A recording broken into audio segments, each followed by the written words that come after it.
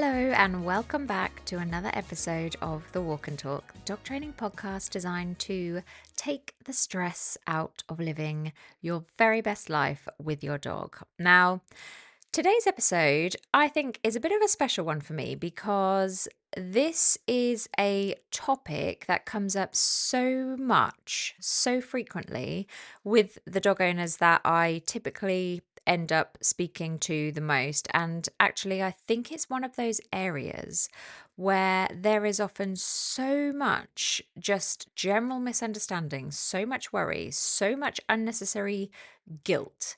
And that topic is sensitive dogs. So that's all encompassing for, nervous dogs, worried dogs, anxious dogs, dogs who just generally seem to find the world just a little bit harder than your average. And that might be dogs who are worried about noises or new environments or people or other dogs, new experiences, visitors coming into the home, changes in routine, maybe handling and grooming or going to the vet, traveling in the car, or sometimes just seemingly random things that, is outside of the norm that just leave their owners thinking, geez, why on earth is my dog like this? Like, why does my dog struggle with these things that other dogs just seem to be completely fine with?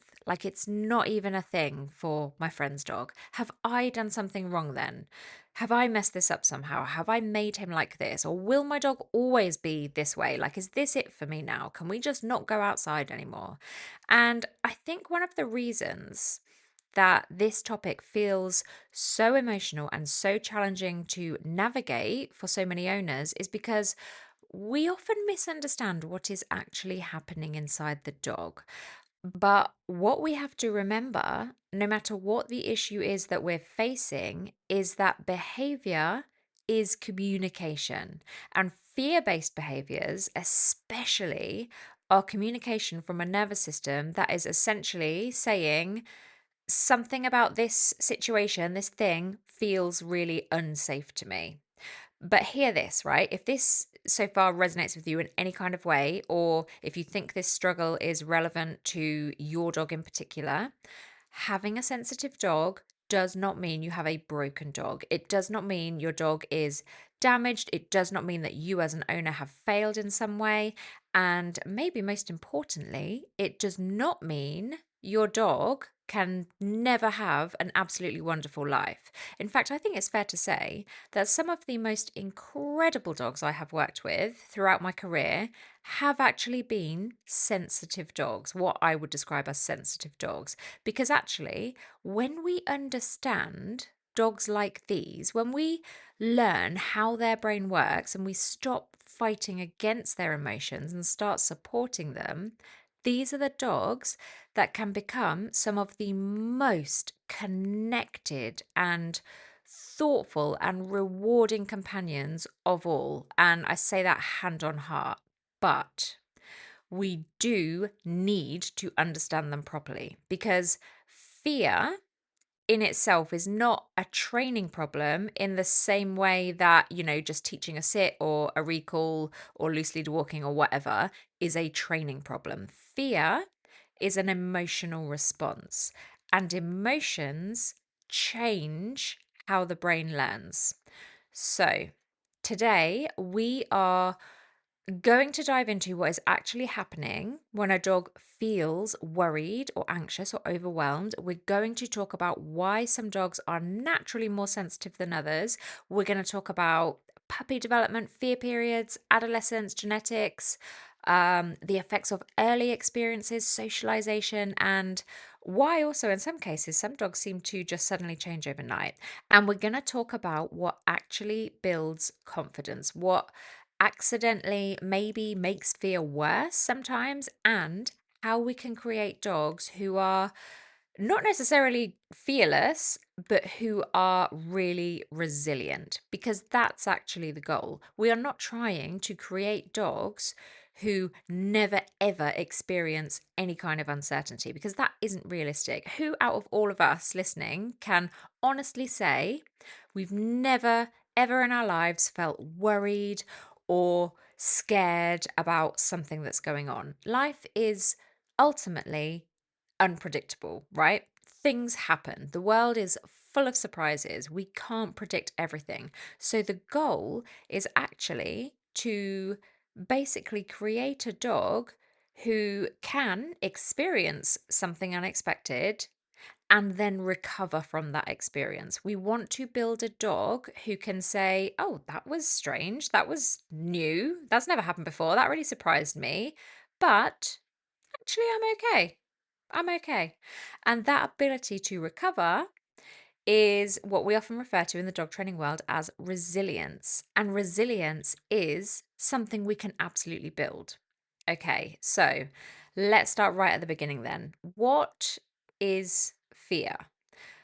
So, functionally speaking, right, fear is a survival emotion, and it is one of the most important systems in the brain because it ultimately is keeping these animals alive, right? So a dog who is cautious around something unfamiliar is not broken. There is nothing inherently wrong with this response. That cautiousness exists because throughout evolution, animals who noticed potential threats, well, those were the animals who were more likely to survive, right? It makes sense. And the fascinating thing, actually, when we have an animal who is on the lookout for threats in the environment, is that the brain does not actually need something to be dangerous in order to create that fear response. It only needs to believe that something might be dangerous. And this is where I think humans often end up really struggling to understand their dogs, because we, with all of the, extra knowledge and perception that we have of the world, we look at our situation really logically. We think like, well, your dog's kicking off and reacting because someone has arrived who is wearing a baseball cap. And we're like, well, that's just a person wearing a hat. That's a hat is not going to hurt you. Or that noise is just the washing machine. Like, there is nothing dangerous about it. Or that dog that you're reacting at is, more than 20 meters away and they're walking in the opposite direction, for God's sake. But your dog's brain is not thinking in that same logical way. The emotional part of their brain is basically asking, oh my God, what does this mean? What does this mean? This thing that I've seen, or this novel experience that I'm having, what does it signify to me? And if the answer to that question is, I don't know. I don't know what it signifies. I'm not sure. Just that uncertainty alone can create stress. You might be surprised to hear that the brain is actually designed, right, to prefer predictable danger over unpredictable uncertainty.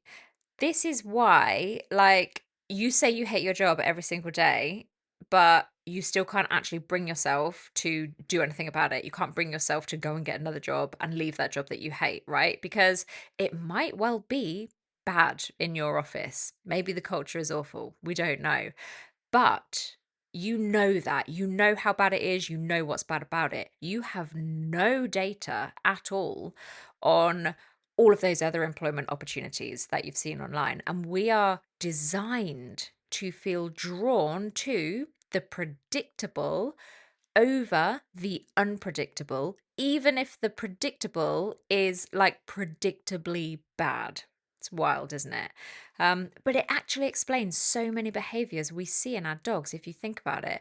A dog who is hypervigilant, right, and they're barking at every person who walks past the window of your front room, they are not necessarily thinking, I hate people, I hate pedestrians. But they might be thinking, well, I don't know when the next person is going to show up. And I don't know if they are going to actually approach me or not. I don't know what happens next if they do start walking towards my house. I don't know what I'm supposed to do in that situation. And every time they bark and then that person disappears, the dog learns something, which is basically, well, I chose that behavior because I didn't know what to do. But that behavior actually worked in making that whole stress fest situation go away. And actually, I feel a lot better now. Now, this doesn't mean barking was a choice exactly, but it means the brain connected that behavior with the outcome. So the nervous system said, okay, I felt really worried and unsure. I did something. And then the scary thing that was making me feel all unsure and worried went away. And that in itself is a really powerful learning experience. And the reason why fear can become a bit of a cyclical problem. So you have the dog experiencing something, which makes them feel worried. So they react, and then the trigger disappears. And then the brain says, excellent. Okay, tick. That strategy kept me safe. And the next time the dog encounters the same thing, the response can become even faster because the brain is a prediction machine. So, I don't know if you ever heard of this concept explained before, but the brain's job, right, is not actually to uh, react to the events of the world as they unfold. But the brain's job, and what your brain and my brain and our dog's brains are perpetually attempting to do, is essentially to predict what is going to happen next. Like our brains are always trying to run a future model of real life, if you like. And this is why we love our comfort zones and we love our habits and routines, because it's all incredibly easy for our brains to predict. And so the more experiences a dog has where they predict something scary happens, therefore I need to react to make it stop, and that's what's going to happen, the more strong that pathway becomes and the more likely that behavior becomes, which is why we cannot simply decide to just go out there and just expose our dogs to more things in the hopes that they just get used to it all because they've just been out there exposed to it for so long, because exposure alone does not necessarily create confidence. It's a little bit more complicated than that. And actually, if the exposure is too intense, too overwhelming, or it happens when the dog feels trapped, it can actually strengthen the fear that the dog has about that situation. So when people often think, okay, if my dog, they seem like they're scared of dogs, I think they just need to be around more dogs. Like they just need to experience dogs more. Or if my dog is nervous in really busy environments, I probably just need to like take them everywhere with me so they can just get used to that. The question we actually have to ask is, what is the dog experiencing during those moments?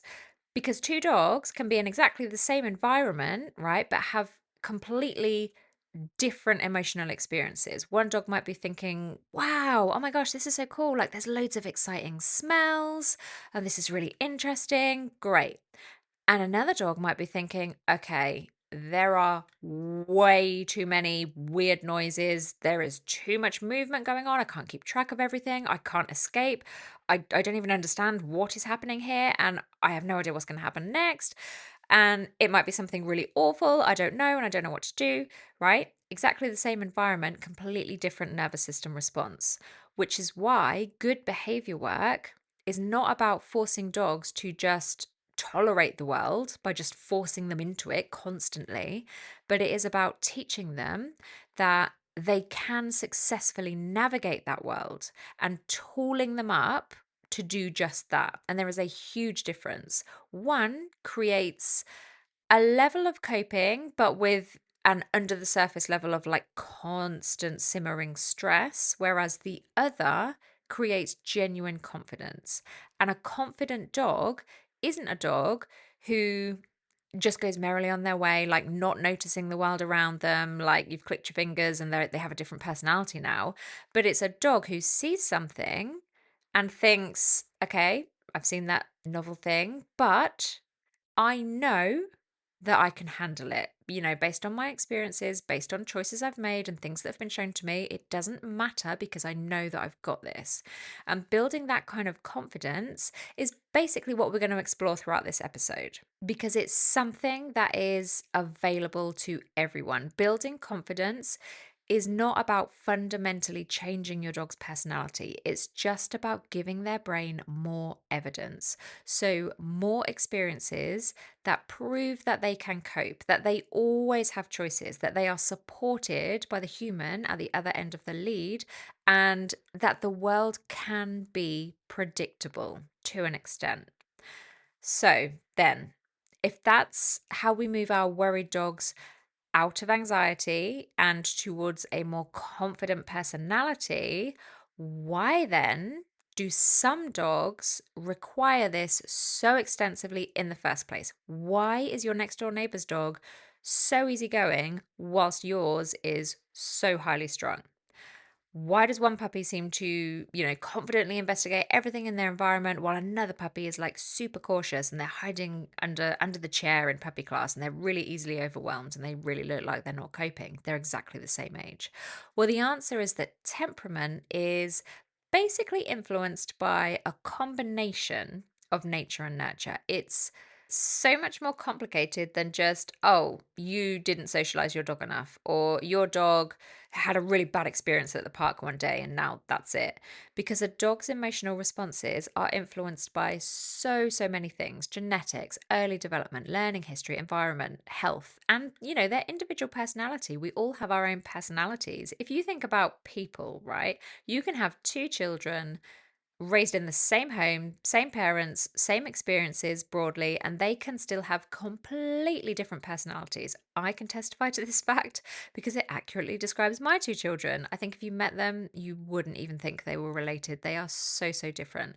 And dogs are exactly the same. They are individuals. And we know that genetics play a huge role in this variability, what with certain breeds and lines of dogs having been selected for hundreds or thousands of years for very particular traits. And when we think about working dogs, especially, we have to remember that the qualities that make a dog brilliant at their job can sometimes also create challenges when it comes to, everyday pet owner life. A dog that is bred, for example, to notice movement and to respond really quickly and monitor their environment, or be incredibly tuned in to changes around them, may also, then, it stands to reason, be more likely to notice things in the world on a dog walk that another dog would simply ignore. And this is not necessarily a flaw, it's just a trait that exists on a spectrum. The same sensitivity that means a dog might notice a tiny change in your body language or emotional state might also mean they notice, the neighbor's wheelie bin moving in the wind. And the same awareness that makes some dogs incredible working partners with humans can mean they process a lot more information from the environment than other dogs do. And this is why I always encourage people not to view sensitivity as purely negative, because sensitivity can actually come with some incredible strengths, right? Many sensitive dogs are deeply connected with their owners. They are thoughtful, they are observant, they are often incredibly responsive, and they often make amazing training partners because they notice literally everything. And in my opinion, the goal isn't to just remove that sensitivity, but the goal is to help them regulate it. Another huge factor, of course, is a dog's early development. And I think puppy development is absolutely fascinating because a puppy is not born with a fully developed adult brain. We know this, but their brain is constantly changing and they are literally building their understanding of the world as they go along. Every experience is new information and every interaction teaches them something.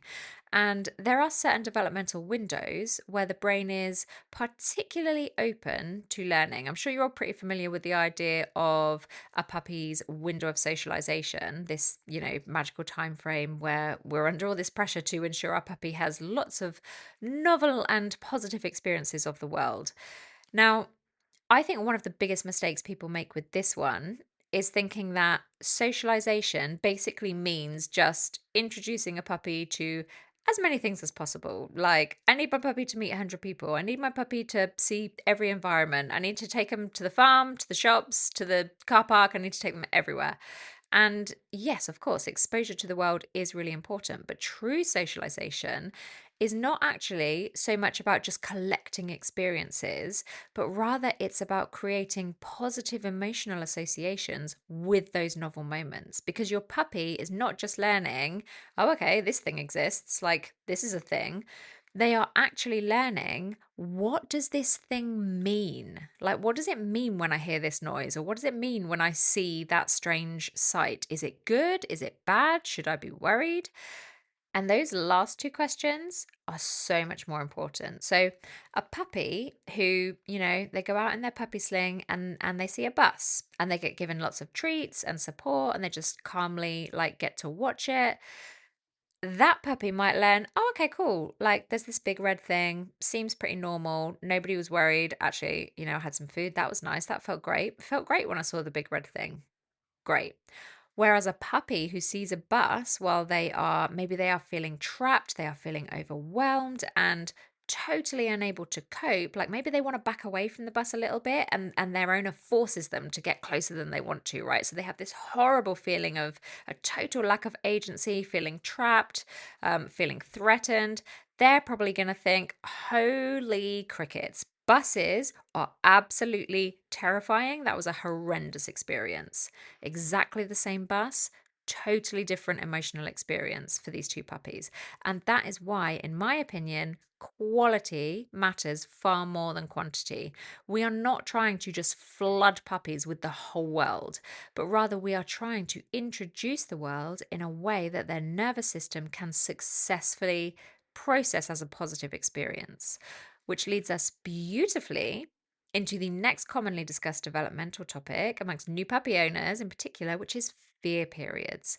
Because fear periods are something I get asked about quite a lot. And honestly, I think they are one of the most misunderstood parts of puppy development. So, a fear period is essentially a stage where you have a puppy or an adolescent dog who may become like temporarily more cautious, more sensitive, or even more reactive to things that previously didn't seem to bother them. And the important word there is temporarily. They become temporarily more cautious, more sensitive, more reactive. Because a lot of owners, when this happens, they go straight into panic. But actually, developmental fear periods are a totally normal part of growing up. This is normal. This is happening to most people with their puppies, okay? The brain is just changing. The dog is becoming more aware and they are starting to process information differently. And sometimes things that were previously ignored suddenly become important to the dog. So a young puppy might happily, walk over a strange surface. Let's say like there's a type of flooring in your house or out on a walk or something. They might be totally fine with it one day. And then a few weeks later, they decide, oh, actually, I'm not sure about this. I'm not sure about this. I'm a bit nervy. And that doesn't mean the puppy has just lost all their training. And it doesn't mean they are becoming a super nervous dog forever. It just means their brain is still developing. And so often the mistake people often make during these fear periods is just like blindly pushing on. So they think, well, they coped with this before, they just need to get over it. They were fine yesterday. We need to just show them that there is nothing to worry about. We need to force them through it and then they'll realize there's nothing to worry about. But remember what we said earlier, right? Fear is not a logical decision. Your dog is not standing there thinking, okay, I definitely know that this is safe. I know that, but I'm going to pretend it's scary anyway, just for the lols. The emotional brain has already responded. And if we force a dog then through a scary experience, we actually risk teaching them that when they are worried, actually nobody listens, like nobody has their back. And that is exactly the opposite of what we want to do. Because one of the biggest confidence building experiences a dog can have is learning that their communication works. So if my dog says, I'm uncomfortable here, and I respond appropriately and I create distance, I support them, I help them, then the dog learns, okay, my human actually understands me, like my communication works, and that builds trust. And trust is the foundation of confidence. Okay, now I want to talk about something else because it's a question I get all the time. And it's basically along the lines of because, I talk a lot about adolescence on this podcast and with the people I work with, probably for obvious reasons. But it's essentially how do I know then if my dog is just going through a phase, like with this whole adolescence thing, or if this is it? This is their personality now. This is the kind of dog that I have. And honestly, this is where we have to look at longer term patterns rather than just these little individual moments or incidents, because every dog is going to have moments of uncertainty in their lives. Every dog will be startled by something or another at some point or another, right? That is a fact. Every dog will have things that they find challenging. That alone does not mean that you have a nervous dog. The question really is, okay, how quickly do they recover afterwards, though? How intense is the actual response itself? How often does it really happen? And is their world getting smaller as a result? So, are they avoiding more and more things over time? Or are they experiencing something difficult and then bouncing back? Because remember, resilience is the goal. A dog who jumps or startles because, like, a noise surprises them, but then after that moment, they want to investigate it a bit, is very different from a dog who hears a noise and just remains unable to cope for hours afterwards. Recovery tells us so much. And actually, this is one of the biggest things I look at when assessing behavior, right? Not just what happened, but okay, how does the dog come back from it though? Because recovery is a skill, and like any skill, it can be improved. Okay, now I want to talk about another huge piece of this puzzle. We've touched on it already briefly, but we'll go into it, and that is adolescence. Because if you have followed my work for a while, like I said, you will already know that I talk about adolescence quite a lot, and there is a reason for that. Adolescence is such a fascinating stage because it is a time where we often see changes in behavior, changes in emotions, like changes in so much stuff, changes in confidence. It feels like a wild ride for owners a lot of the time. And I think this catches owners out because they feel like they have done everything right up until this point. So, they have socialized their puppy, they have done the training, they've been to the puppy classes, they have worked hard. And then suddenly, somewhere around that teenage stage, their dog just starts saying out of nowhere, like, oh, actually, I'm not sure about that.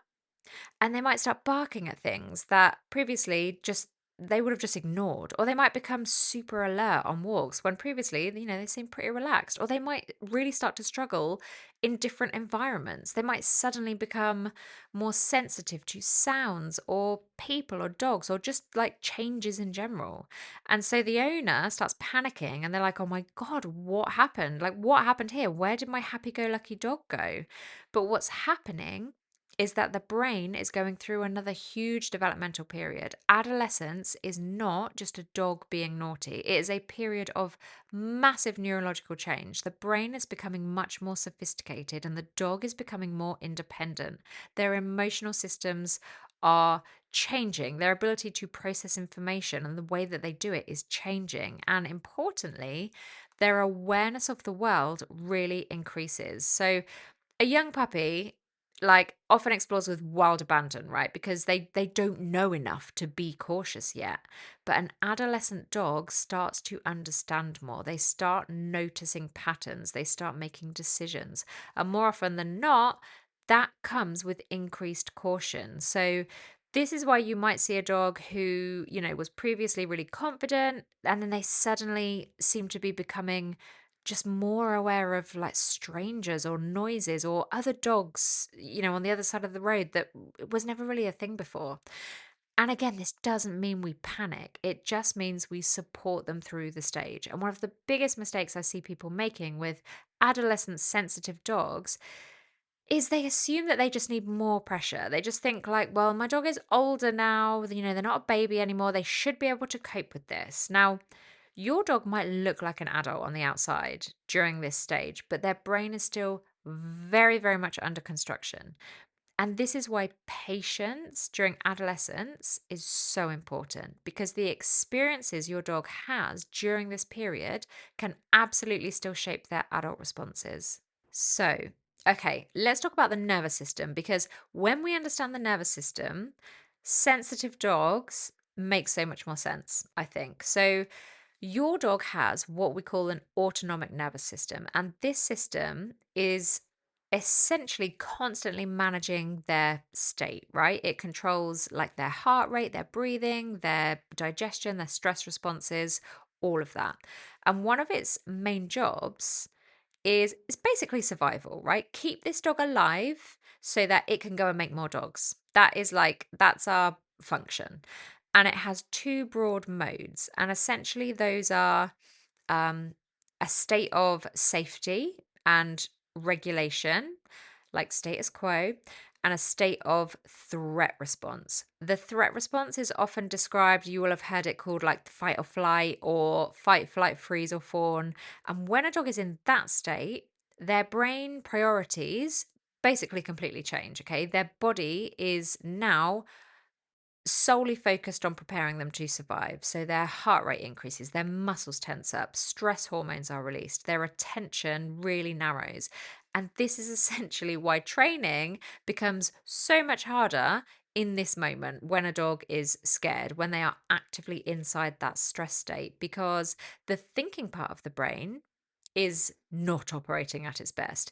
If your dog is genuinely frightened in that moment, they are not standing there thinking, okay, we've got some stuff going on. Let me just take a moment, calmly consider the correct behavior that my owner has taught me that we have practiced. That's not happening. Their brain is literally just thinking, how do I stay safe? I need to stay safe. I need to stay alive. How do I do it? What do I do? That's it. Nothing else. Nothing else matters. And this is why I always say to people, you cannot really train anything effectively through that state of panic. You can only train when the dog is emotionally available for learning. And this is why distance, especially if we're working with fear responses, is such a powerful tool because distance changes emotion. It literally changes the state of the dog. So, to make it human relatable for a second, right? Imagine you are really scared of spiders. Maybe you don't need to imagine it.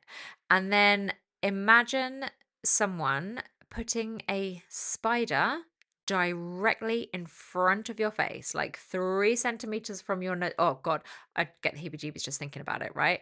And they're holding the spider right in front of your nose. Ugh, and saying, oh, it's okay, it's fine. Don't worry, relax. It's fine. It's not going to hurt you. It's just a spider. In that moment, you are not going to find that message helpful at all, are you? Like, you are not going to take that on board and change your response.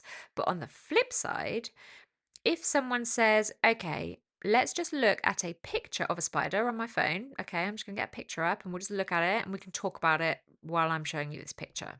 And then maybe that might progress to like maybe a video of a spider moving, a really small spider just walking across a leaf, but it's just a video, it's not really there. And then maybe we progress to, okay, there is an actual spider there, but it's like all the way across the room, or it's far, you can only just see it. And then maybe you are getting closer to a spider, but safely. So like the spider is in a box or something. So you feel okay. Now, with all of that, your brain has time to process everything. And importantly, your nervous system has time to just adjust itself and correct itself. Well, dogs are basically exactly the same. We need to work at the level where the brain can still learn and not at the level where the brain is simply trying to survive. And if you've ever heard the term threshold discussed in behavioral adjustment training, in particular with cases of reactivity, this is basically the concept of threshold.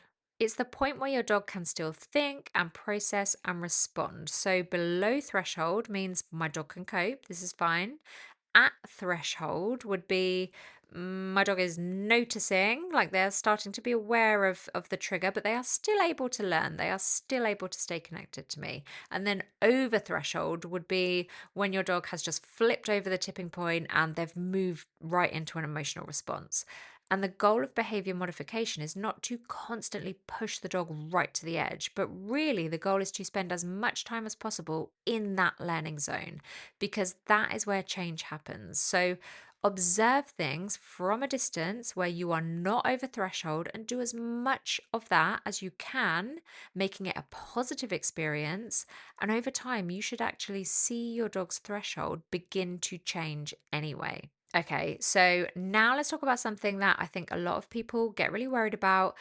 And that is the idea that sometimes maybe it falls on us, and maybe we, as the owner, accidentally make our sensitive dogs even worse. And I know no one ever wants to do that.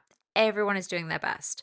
But there are a few common mistakes that can crop up again and again, right? So let's just take a look at some of them.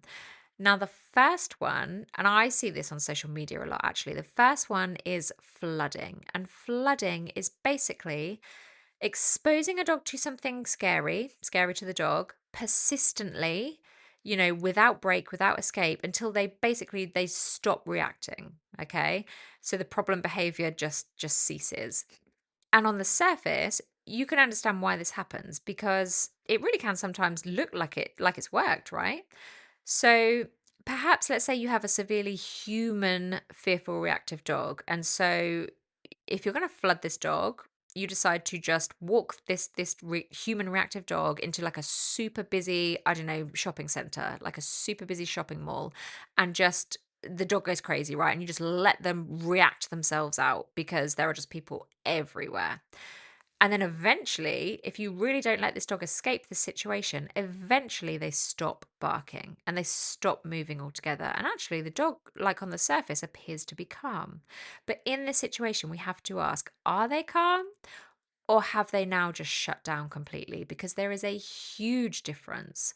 A dog who chooses calm behavior is very different from a dog who has emotionally checked out, shut down, left the building.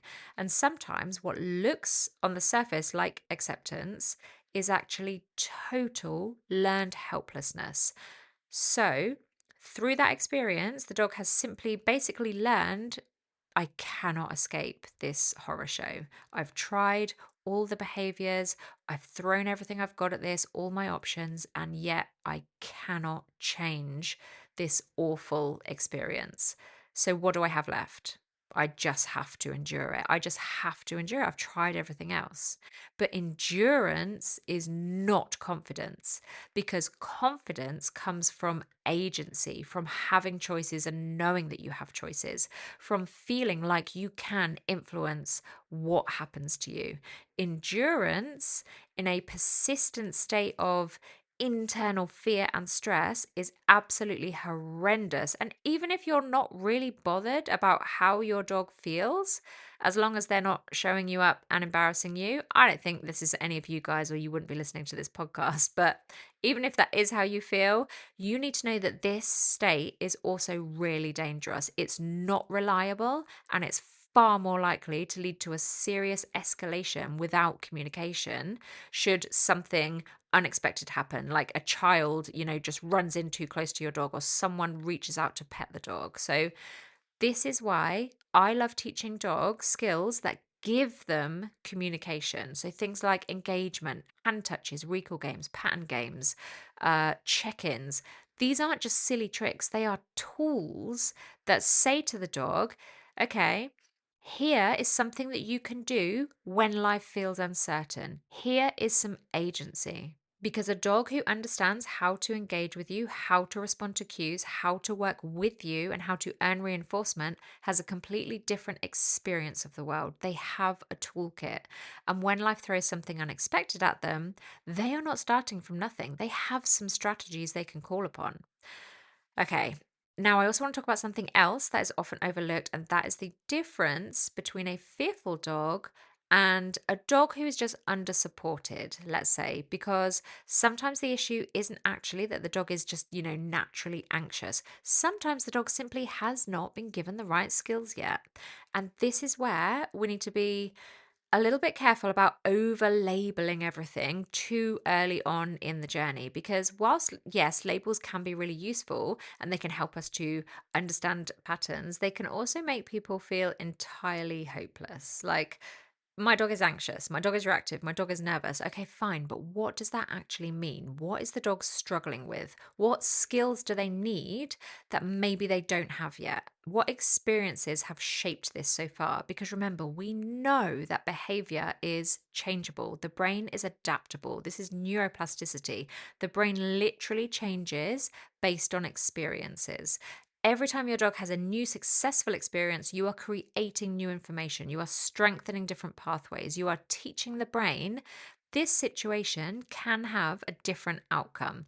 And this is why, I'm always banging on about mindset and optimism for the human and all the rest of it. Not because every dog will become a completely different dog, but because every dog can learn, every dog can improve, every single dog can gain skills.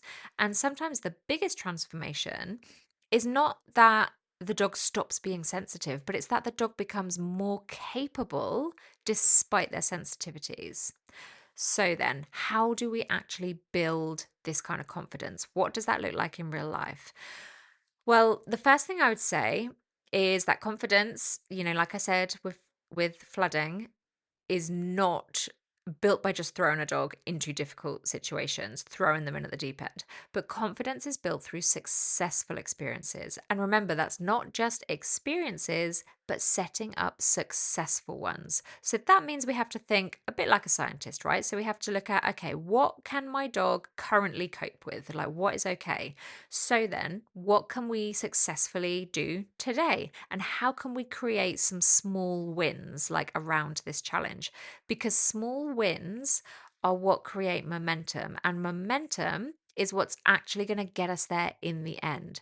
A dog never wakes up one day and suddenly becomes super confident. Has that ever happened to you? Because that's not been my experience of life as a human being either. But rather, confidence is built like a muscle. It's like going to the gym, repetition, practice, experience, and success.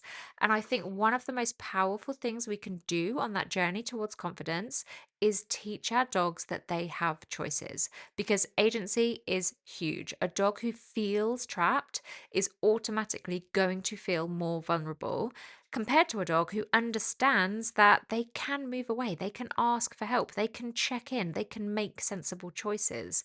So, something as simple as just rewarding voluntary check ins, I absolutely love this for all dogs, nervous or not.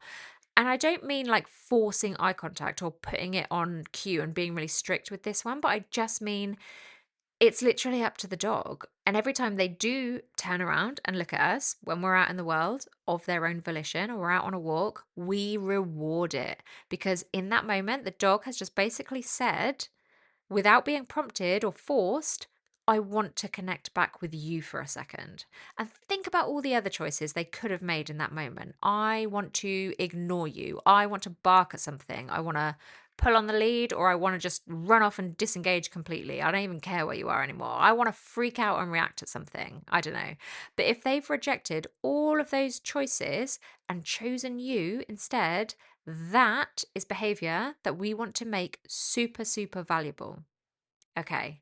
Another huge confidence builder is teaching your dog predictable patterns, because dogs love patterns. If you follow me on Instagram, you'll probably have seen I talk about this a lot. But patterns reduce uncertainty. They make life more predictable, which makes everything feel a bit more stable and a bit less threatening. And they can be so simple to work into your time with your dog. And it can be as simple as, like, when I count to three, a treat falls on the ground. There's your pattern. Or whenever I call you into middle, we're then going to do this like 3-move sequence where you end up laying down. Or even just taking it back to basic check ins. Whenever you look at the human, you get fed.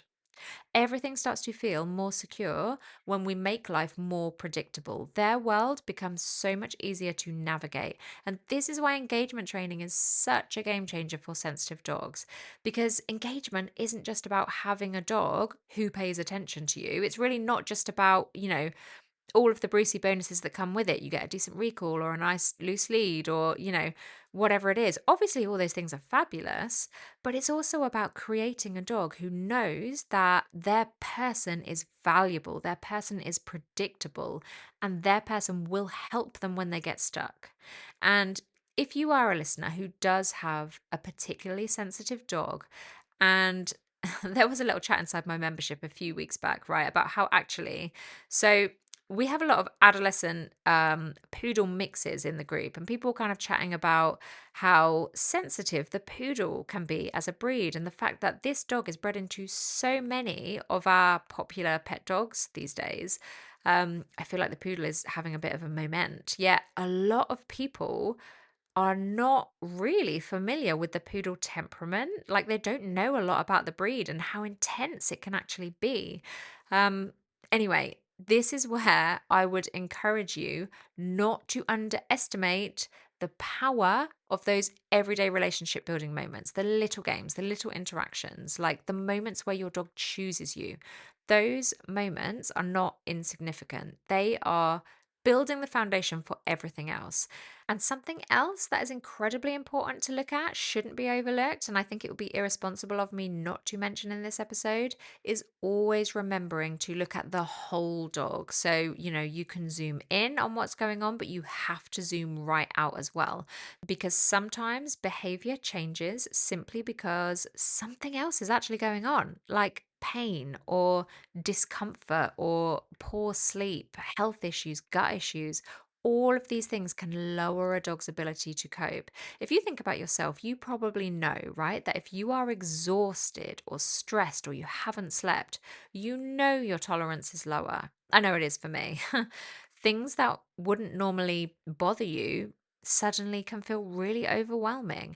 And dogs are exactly the same. So, when we are helping sensitive dogs, we don't just look at training, but we look at lifestyle, we look at enrichment, we look at rest, we look at the environment, and we just look at their overall well-being. And if you want to go into depth on like that kind of checklist of assessing a dog, I think I did a like a full deep dive podcast episode on it quite a while back. So go back and give that a listen. I think it's called something like what a good behaviorist will look at or what a behaviorist looks for, or something like broadly along those lines.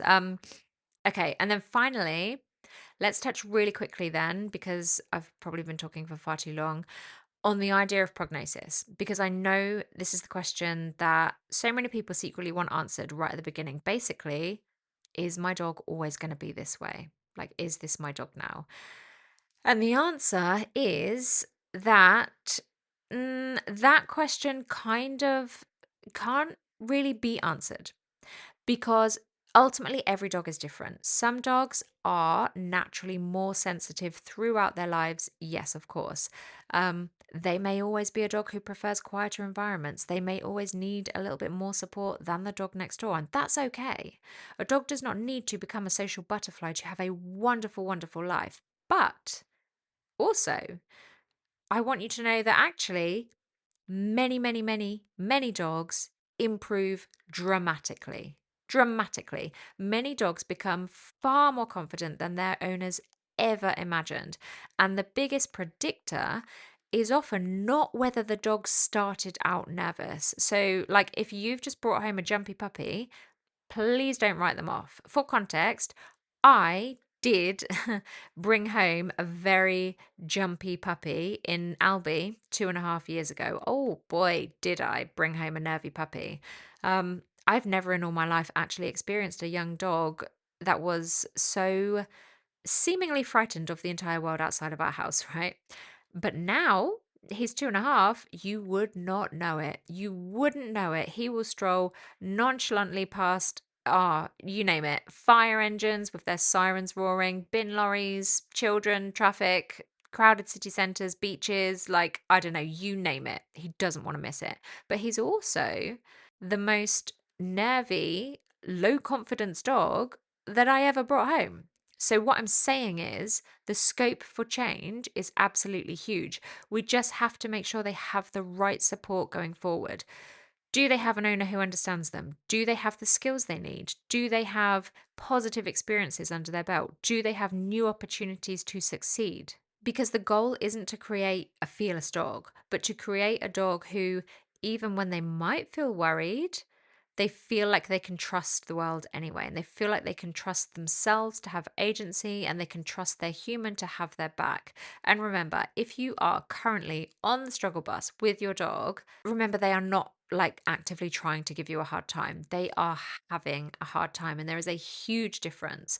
I think the moment we stop viewing behavior as something our dog is doing to us and start viewing it as information our dog is giving us, everything changes, because we can do our best to ditch the frustration and just ask, okay, what does my dog need? How can I help them? What skills can I build? And that is where the transformation starts happening. And that is what really great training is really all about. Woo, okay. That was a bit of a long episode, wasn't it? My apologies. Congratulations if you've made it to the end and you're still here. Thank you so much for listening. If you are interested in exploring any of the types of training I've talked about in this episode, I will leave a link to my engagement training course in the show notes. And if you're intrigued by the idea of joining my online training club and meeting everybody in there and joining us as we work through weekly lessons and challenges and training games and exercises and all of that jazz, I will leave a link in the show notes for that as well. And as always, if you found this episode helpful in any way at all, please do share it with another dog owner who might also need to hear it and might benefit from it. But in the meantime, I will love you and leave you to enjoy the rest of your walk or whatever it is you're doing. And I will see you again very soon for another episode of The Walk and Talk.